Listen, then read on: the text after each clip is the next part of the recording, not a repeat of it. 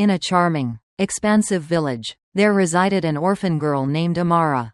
Amara was never afforded the opportunity to know her mother, who passed away during childbirth, leaving her father to navigate the challenges of raising her on his own. A few years following her mother's passing, her father Binga encountered a charming woman named Namsa, with whom he wed, completely unaware that she would turn into his greatest torment.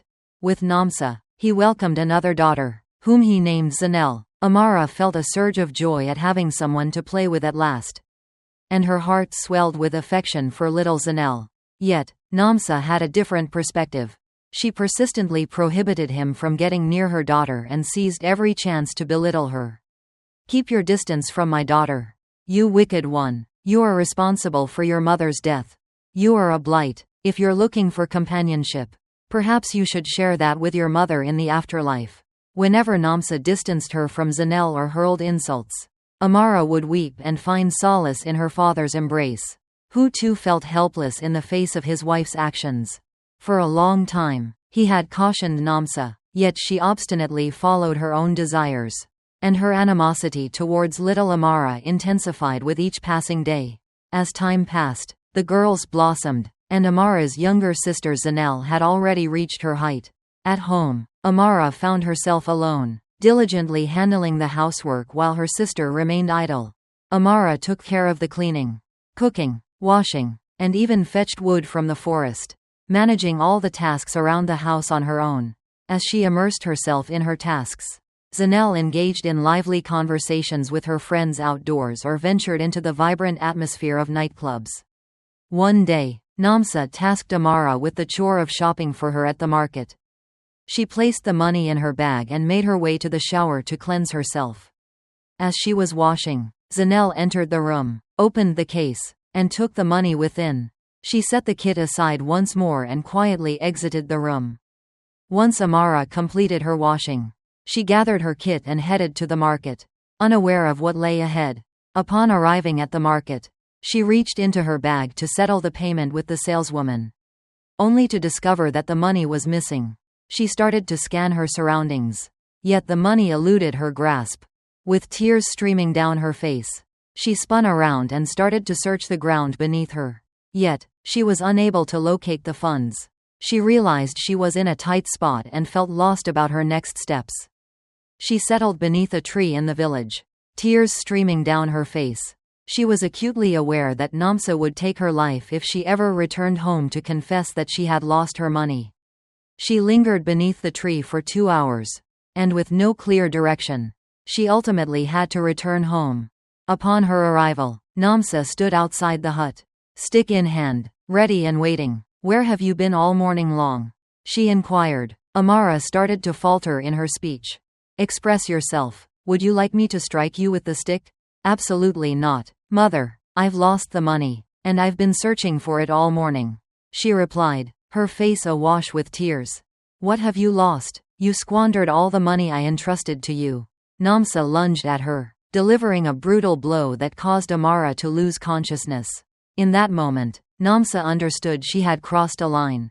If her spouse ever returned home, it might spell trouble for her. She swiftly brewed a pot of herbal tea for Amara. Yet she remained unresponsive. She realized her fate was sealed. If her husband discovered that she had harmed Amara to the point of unconsciousness, it would mean her end. She made the choice to poison her husband. That evening, Binga made his way back home. Namsa was approached by him for a glass of water, and she slyly added poison to it before delivering it to him. As Binga consumed the water, he started to convulse in agony, ultimately succumbing just moments later, with Namsa witnessing the tragic scene unfold. The following day, Amara stirred from his deep slumber, only to learn that his father had passed away the day before due to a heart attack. She said harshly to her face that her father, who had been unconscious, passed away yesterday from a heart attack brought on by excessive alcohol consumption. Amara was in disbelief. She erupted in tears. She was certain her father was free from any heart condition, and she believed Namsa had played a role in what had happened to him. Yet, she found herself powerless to act. She wept throughout the day, remaining confined to her room. With the passing of the one person she trusted, She found herself utterly isolated, now at the mercy of the malevolent Namsa. Namsa was now free to explore any possibility with Amara. There was no one present to intervene. Zanel mourned her father's death, oblivious to the fact that her own mother was responsible for it. Several years have passed since Akeni, the prince of the village, departed from his home. Since the age of 5, he had immersed himself in the experience of studying abroad. Following the customs of the village, he was required to go back to select his bride, having already come of age. For the occasion, the king instructed his secretary to carefully select 4 young girls from the village for the prince's consideration. Among those chosen were Amara and her sister Zanel, along with 2 others, Ijeoma and Ogechi. Ijeoma and Ogechi were filled with joy, as not everyone had the chance to dream of marrying the prince. They hurried to the market to purchase dresses, eager to prepare themselves and enhance their chances of being chosen to wed the prince. Meanwhile, Namsa ventured to the village market to find some cosmetics for her daughter. Aiming to enhance her beauty, she devoted all her resources to nurture her daughter and provide her with the greatest opportunities. Zanel adhered to her mother's guidance meticulously. After a few days, she had transformed into a vision of beauty, her skin radiant and velvety to the touch. Her skin gleamed with such brilliance that she captured attention wherever she ventured, drawing the gaze of everyone around her. Her mother was convinced that her daughter was destined to be the village princess.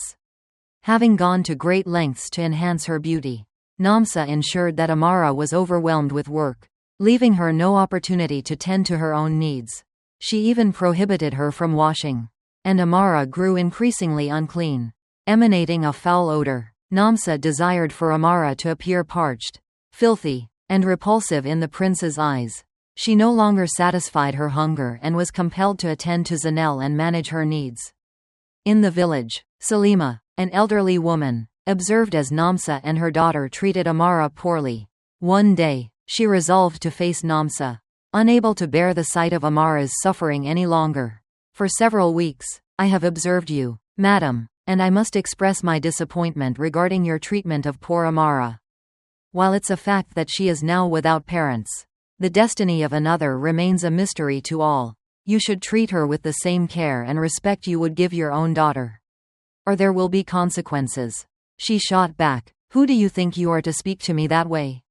If you've come to criticize me, then you're no longer welcome here. Leave my presence with your years. One cannot linger in a place, savoring the final moments of existence, while interfering in matters that do not pertain to oneself." Salima felt a sense of disappointment regarding Namsa's behavior. Yet before departing, she issued a final warning. "I've fulfilled my responsibilities, and now I'll step away from it. Let the deities and the forebears of the village observe this moment." She pivoted and departed. As dusk settled over the village, a hush fell upon the streets. The king's secretary stepped forward, addressing the gathered villagers with an important proclamation. The chosen girls were to report to the palace the following day to commence the competition. Amara was filled with immense joy, while all the other girls were preoccupied with thoughts of charming the prince. Amara's mind was solely focused on food.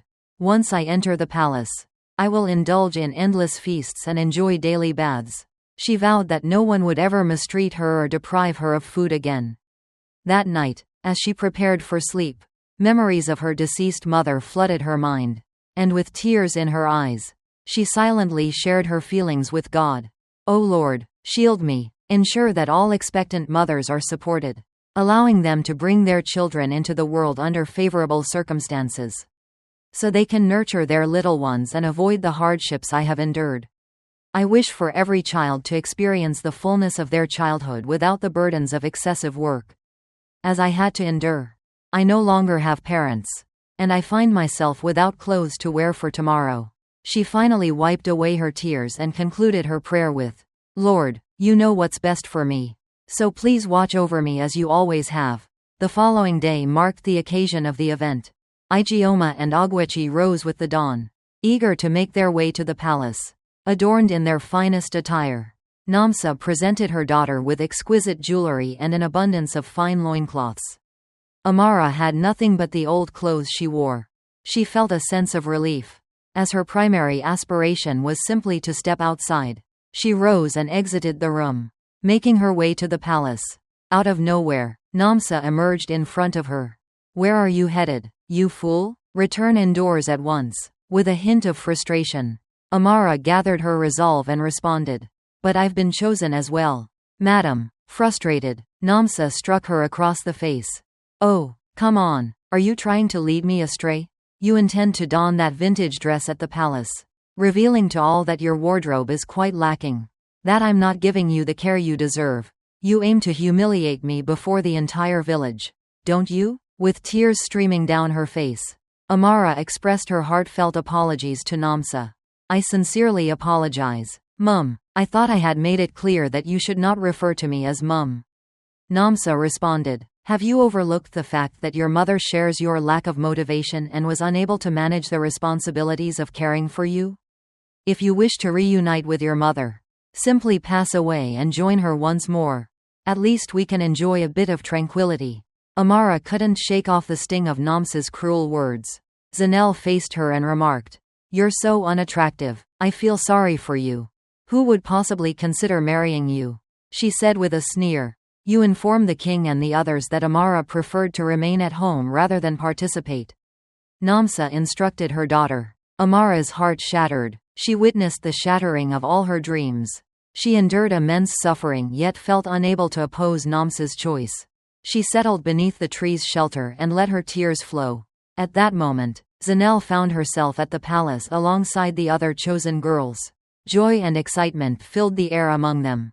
As Amara sat weeping beneath the tree, Salima, strolling nearby, caught sight of her from afar. She walked over, her eyes widening in disbelief as she realized that she remained, despite the fact that the prince had already arrived at the palace. "Amara, why are you still here? Are you not aware that the other girls have already arrived at the palace?" Amara chose to detail the entire scenario, emphasizing how Namsa had prohibited her from going out. "Namsa has taken away my food, prohibited me from washing, and now she's preventing me from joining the other candidates once more." Amara, tears streaming down her face, lamented, "Zanel has already left, but I don't have permission." As she was sharing this with Salima, Namsa emerged unexpectedly, catching them off guard. Salima faced her and started to speak. "Your words are quite harsh, Namsa. What's the reason to prevent her from doing something like that? Your lack of boundaries is quite telling, and it certainly doesn't reflect well on you. How could you possibly drift off to sleep with the thought of Amara going to bed hungry? I continue to express that this is inappropriate conduct, yet you remain unresponsive to my concerns." Amara realized she was in deep trouble. "Excuse me, madam, what is the way for me to meet my end at this moment? If I go home now, she'll kill me," Amara lamented. Salima noticed the anguish reflected in her eyes and resolved to assist her, allowing her the chance to seek her fortune. She subsequently urged Namsa to allow Amara to join the others if she wished to avoid being denounced. "If Amara chooses not to participate in the competitions, your daughter will be unable to join as well. I will go directly to the king and inform him that you have stopped Amara from participating. And as a result, you and your daughter will be exiled from the village." Namsa found herself with no options left. She had no choice but to permit Amara. "I kindly ask you not to proceed with this. Madam, Amara, you are free to go. I'm granting you permission," she said, her expression revealing a sense of urgency.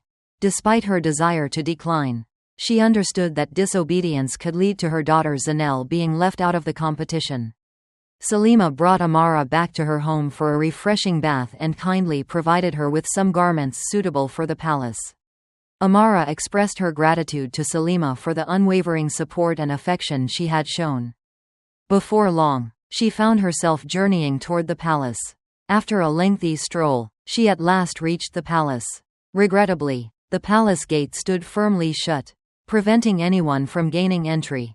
She lowered herself to the earth and let her tears flow. The guard stationed at the gate inquired, "What seems to be the trouble, miss?" She sank to her knees and started to plead with the guard. "Kindly allow me entry, if you would be so gracious. I have been chosen as one of the 4 girls by the king's secretary. I arrived late due to my mother's reluctance for me to attend." with a hint of reluctance.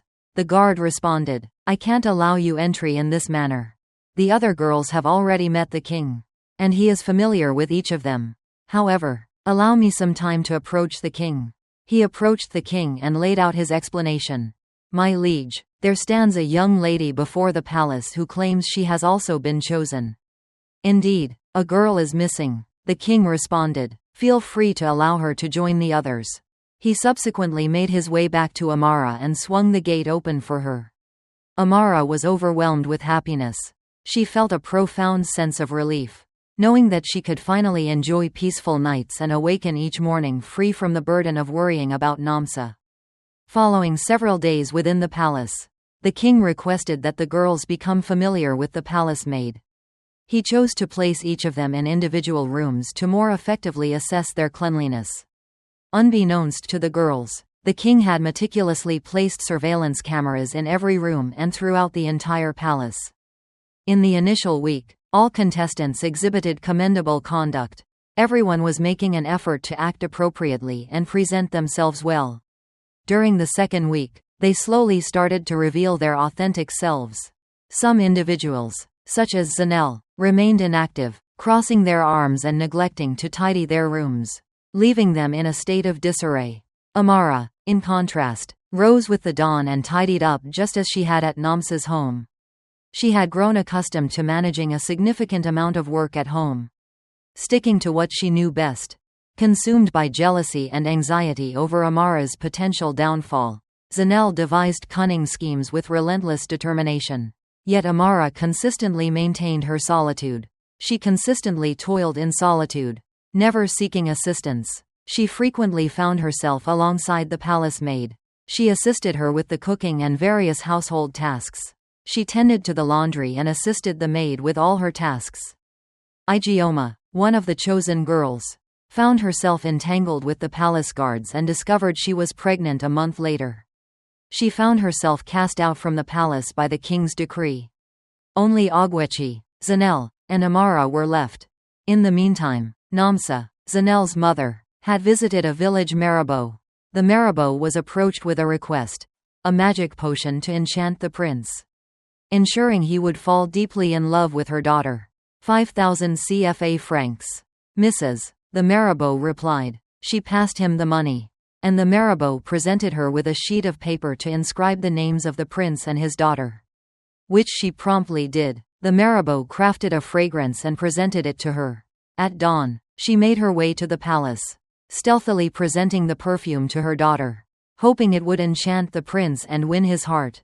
At the break of dawn, following her mother's guidance, Zanel applied the perfume, enveloping herself in its fragrance as she dressed. She entered the prince's chamber and offered her greetings. "Long live my prince," she declared. Upon hearing these words, the prince was struck by an immediate and profound love for her. She discreetly doused Amara and Ogwechi's room with the perfume. And from that moment, Ogwechi started to misbehave and stir up trouble in the palace. However, the potion failed to have any effect on Amara. In truth, her challenge was not about securing the prince's hand in marriage like the others, but rather navigating life in the palace while avoiding Namsa's malevolence. She created effortlessly, without pushing for any outcome. The prince cherished Zanel deeply, often stealing moments with her away from the prying eyes of the other girls. She felt an overwhelming sense of joy. She envisioned herself reigning as the queen of the village. The prince had surrendered completely to confusion and impulse, obeying every whim of Zanel without question.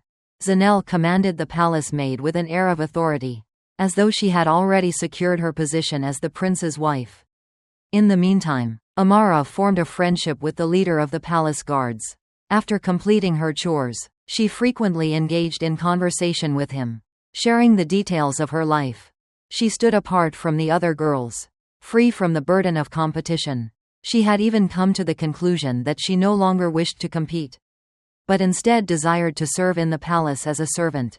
She shared with the chief guard her desire to withdraw from the competition and seek a position among the palace maids. He responded, "You are truly one of the kindest girls I've encountered in this palace and throughout my entire life. Your dedication to serving others each day, without concern for those around you, truly stands out." I wouldn't want you to surrender the competition so readily. If I had significantly more financial means, I would not think twice about proposing to you, as you are an exceptional woman. A woman that captures the imagination of every man dreaming of a perfect partner. Amara felt a warm flush at the chief guard's words and responded. If you truly wish to marry me, I will gladly accept your proposal. You possess striking good looks, and your allure is simply irresistible to women. Your financial status doesn't concern me. If you truly care for me, we will join forces in the palace, striving to save as much as we can. Then, we'll escape to a distant place, where we can create our cozy little home together.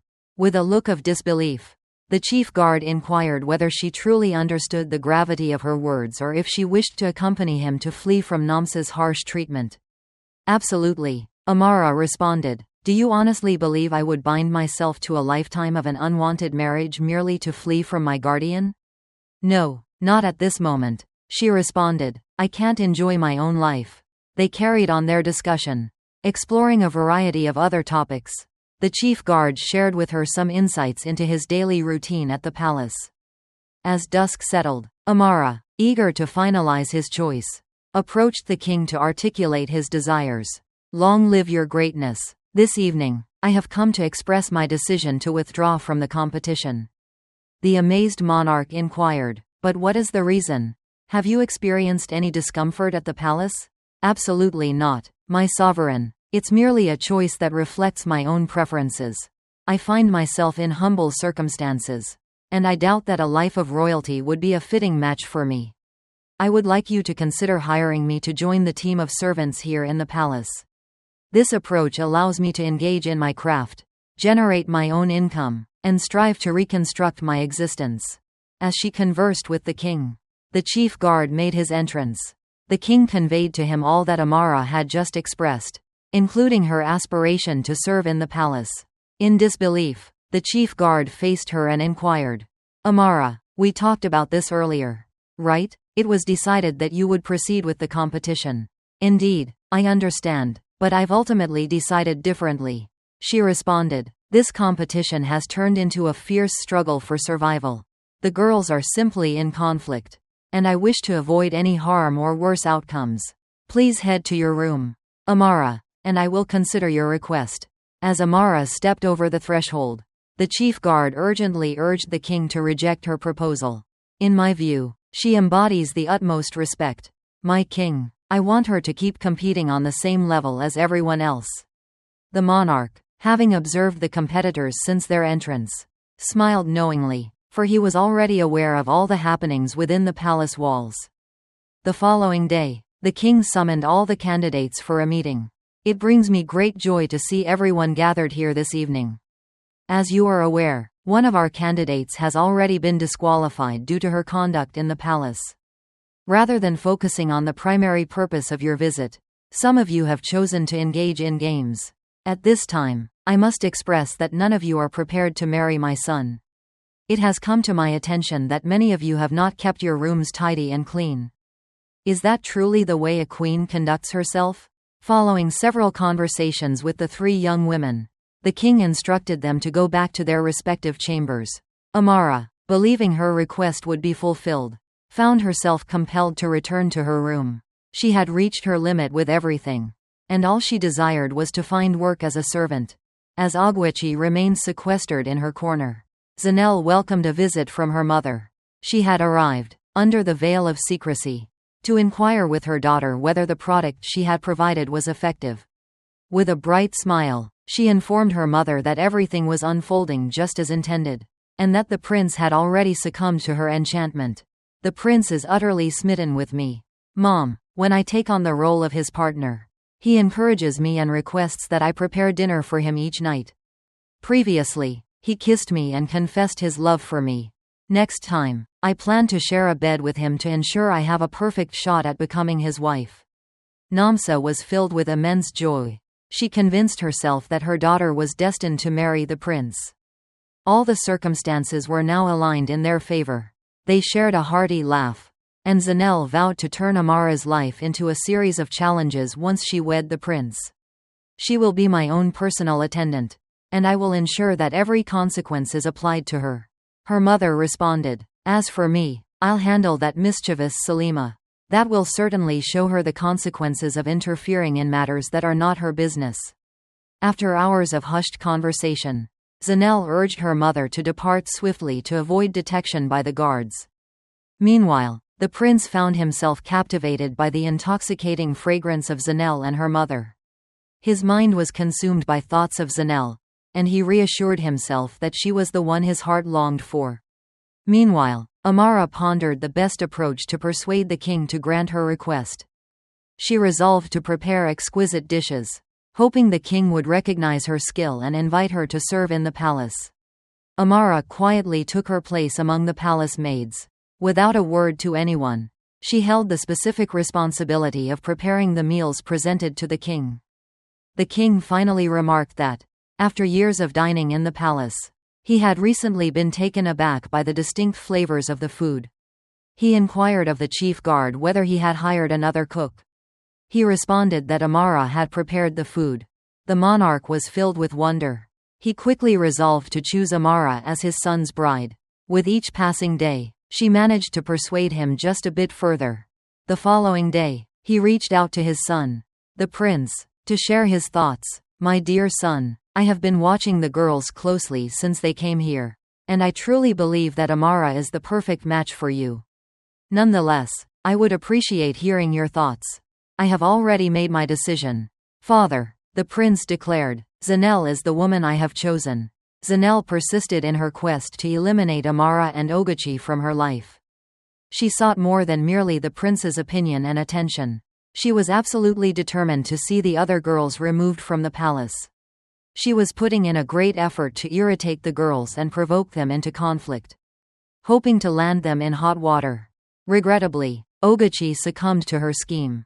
Frustrated with Zanel, she started to argue with her, and the prince's anger escalated.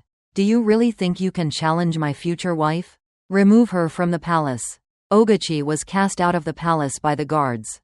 Zanel observed the unfolding scene with a smile on his face. She had achieved her goal, and now it was just her and Amara left in the competition. Amara stands as the sole candidate remaining, but she's far too unattractive and unkempt to stand a chance against me, she mused with delight. The following day, Amara visited his friend, the chief guard. "I would like to request a favor that holds great significance for me. I wish for you to join me in persuading the king one final time to grant me the opportunity to serve here as a servant. I truly dread the thought of returning home." The head sentinel responded, "Very well, I shall take care of it for you. I wish for you to stay, and I hope you won't have to endure that pain with her once more. If that's truly what you desire, I'm here to assist you. You've shared your narrative with me, and I understand that your mother doesn't have a favorable view of you." The chief guard approached the king once more, seeking a favor on behalf of Amara. The monarch refused to acquiesce. A week later, the moment arrived for the prince to select his bride. The entire village gathered to observe the ceremony. Only two candidates remained, Amara and Zanel. Zanel was impeccably dressed, while Amara sported a thrift store ensemble that Salima had gifted her. That was the sole piece of clothing she possessed that was free of dirt.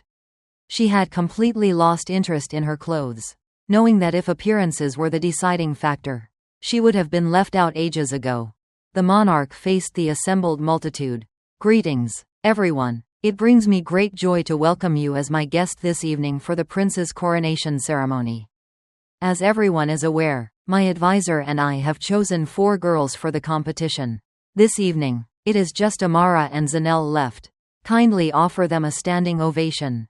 The villagers erupted into applause. Namsa, Zanel's mother, beamed with joy amidst the crowd. She was certain that her daughter was destined to be elected princess, and it was merely a question of time. The monarch addressed the assembly once more. "It has been years since the prince departed from the village, and he has only just returned to participate in the ceremony." The audience reacted in unison. "Indeed, my sovereign," the monarch persisted, "I understand that you haven't had the opportunity to meet him since his arrival from overseas, and that many of you might not even recognize him, much less provide a physical description. This evening, Allow me to present to you Ikemi, the royal heir of our realm." In an instant, the chief guard advanced before the gathering of onlookers. The villagers and candidates were taken aback. They were utterly astonished to discover that the prince was, in fact, the chief guard. Zanelle was overwhelmed by the news. She tripped, collapsed, and slipped into oblivion. Her mother was taken aback. The chief guard advanced and began to speak. "Greetings, everyone. I understand that many of you are taken aback by my introduction this evening as the Prince of the Kingdom. Indeed, it was a choice my father made to determine which of the candidates would exhibit the best behavior to capture my affection. We agreed that I would take on the role of the chief guard, aiming to ensnare the candidates and observe their interactions with the other villagers. This clearly turned out to be a wise choice on his part, allowing me to arrive at the best decision. During the competition, my position as guard gave me the opportunity to watch each girl and understand their true behavior when they thought no one was watching. I observed the clashes, the bewilderment, the barbs, the painful remarks, and so much else. I paused to contemplate and assess my thoughts. Today, I am excited to share my official choice. Amara is her name. She's the one who captured my attention completely. From beginning to end, she exhibited a great deal of respect and courtesy towards all.